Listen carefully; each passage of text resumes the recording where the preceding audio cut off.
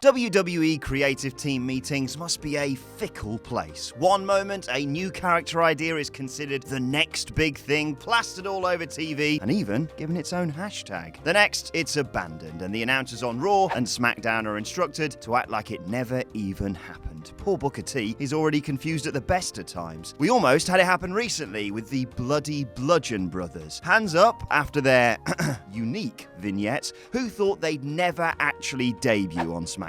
They won't be the last to suffer from this kind of on-off decision-making though, and whilst others have been given slightly longer, they certainly aren't the first either. I'm Adam Wilborn from What Culture, and these are 10 characters WWE gave up on way too soon. Number 10, the Brian Kendrick. Hopes were high when WWE broke up the successful partnership Brian Kendrick and Paul London had forged, drafted Kendrick to SmackDown and gave him a new gimmick in 2008. With newcomer Ezekiel Jackson by his side, he began calling himself the Brian Kendrick. There was potential in Kendrick's smug demeanor. He also dressed like I could only dream of and was one hell of an in-ring worker. The experiment though, as you'd expect with entries on this list, was short-lived. WWE did do a decent job of building Kendrick over the summer and even put him in the championship scramble for the WWE title at Unforgiven. Thanks again for that, Mike Adamle. But after that, it was all downhill. Suddenly, the writers lost interest in Kendrick and started to see more in Jackson. He was split from Kendrick in April, and the pair proceeded to tread water for a while on Raw and ECW. WWE had a real chance to do something special with an interesting gimmick Kendrick was clearly enjoying, but they just didn't have a plan for the man with a plan. Number 9, Eva Marie. Hi comments section, get ready. There was a lack of persistence surrounding Eva Marie's brief stint on SmackDown 2. Hardcore fans already knew that Marie had taken to pro wrestling like a duck to a wood chipper, and she was viewed as a model who fancied using the company to gain notoriety. In a moment of brilliance though, WWE used that perception to create a new character for Eva that mixed her non-wrestling ways with gorgeous George Wagner. Suddenly, she was given an elaborate narrated entrance and carried herself like wrestling royalty. The best thing was, she constantly made excuses so he'd never have to watch her wrestle either. The heel guys was getting Marie some serious heat, but her wellness policy violation in August 2016 killed the new character dead.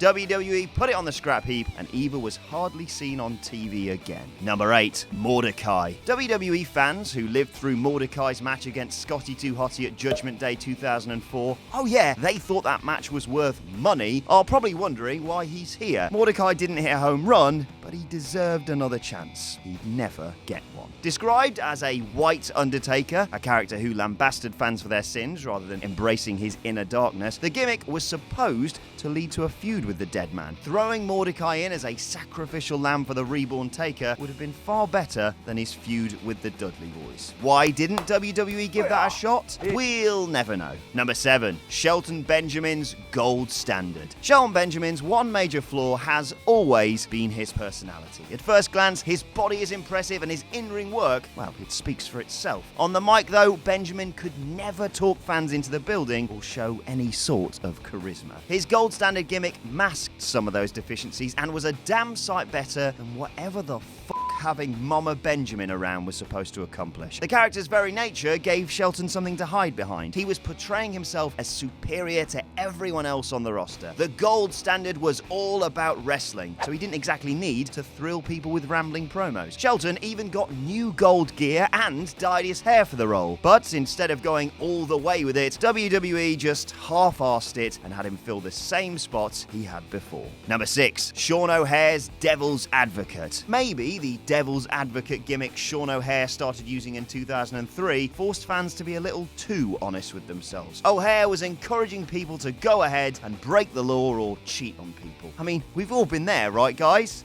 Guys? Oh, I'm in trouble. The character was a breath of fresh air and threatened to usher in a new kind of heel, one who was actually telling the truth about the world. It would be people's own discomfort with the truth that had fans booing him. Mere months later, WWE did what WWE does best and ruined the whole idea. O'Hare was put with Roddy Piper and made a pawn in Piper's never-ending feud with Hulk Hogan. It was a poor use of such a compelling new character and it turned O'Haire from interesting scoundrel to just another boring heel. Number 5. Papa Shango. There isn't much Charles Wright didn't do during his WWE career. How many other wrestlers can claim they've been a voodoo-practicing witch doctor, MMA fighter, black militant, and pimp during their run? Papa Shango lasted for around 18 months before being canned, but it was actually killed by creative direction long before then. When Shango debuted on TV in January 92, he was legit creepy, and along the same lines of other supernatural characters like The Undertaker. The push wasn't to last. Right in the middle of a feud with the Ultimate Warrior, the babyface suddenly went all Leonard Shelby, forgot all about the Magical Menace, and pursued Randy Savage instead. If I had a rivalry with this guy, I wouldn't bloody forget it in a hurry. Number 4. Matt Hardy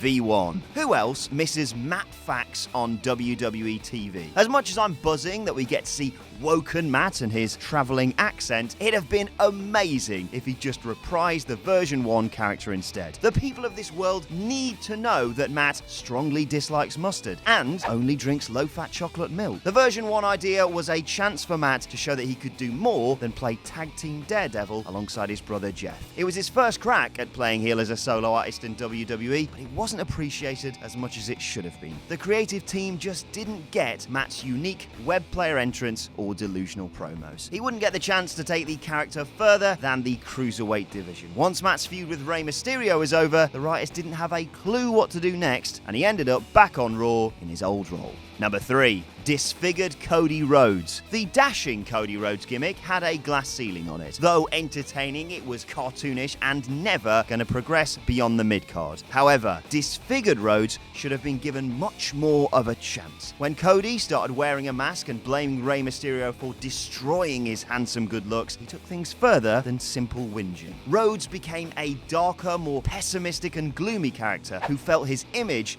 had been destroyed. It had legs if creative were willing to get on board. After showing hints they would, handing out brown paper bags to the fans was genius and needed in certain places, WWE thought sod it and booked Randy Orton to break Cody's mask towards the end of 2011 and set him free. This is why we can't have nice things, Vince. Number 2. Right to Censor. The group with the most ear-bleeding entrance theme until Brie-Mode came along, Right to Censor was the WWF's answer to the Parents Television Council complaints, and it was a masterstroke. They threatened to sanitize the entire product and make the WWF wholesome family entertainment. In an era filled with weapon shot, boobs, blood, boobs, profanity, boobs, and attitude, and boobs, fans didn't want that. Almost instantly, Richards & Co. became massive heels. Their run would unfortunately be cut short though, for no good reason. No proper explanation was given as to why the good father Buchanan and Venus walked out on Richards. They just refused to help him against The Undertaker and left him laying in the middle of the ring. Number 1. Owen Hart's Black Heart. The Montreal Screwjob happened over 20 years ago. God, that makes me feel old. And gave birth to one of WWE's best ever heels. Vince McMahon's newfound unpopularity paved the way for his feud with a red-hot Steve Austin, but it should have created another top babyface. Owen Hart was ready, willing, and able to fill that role. His brother Bret had just been screwed over by McMahon and Shawn Michaels, so it made complete sense when Owen attacked the WWF champ after the main event of In Your House D-Generation X. Fans lost their shit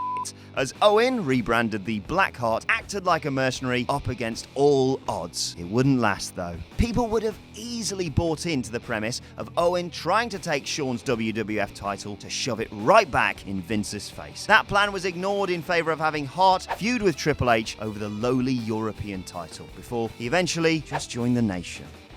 Hey guys, thanks for watching the video. Don't forget to subscribe below, and if you're looking for more content like this, then try a few things that are floating about around my ears. Might be fun. I can't promise it though, but it might be.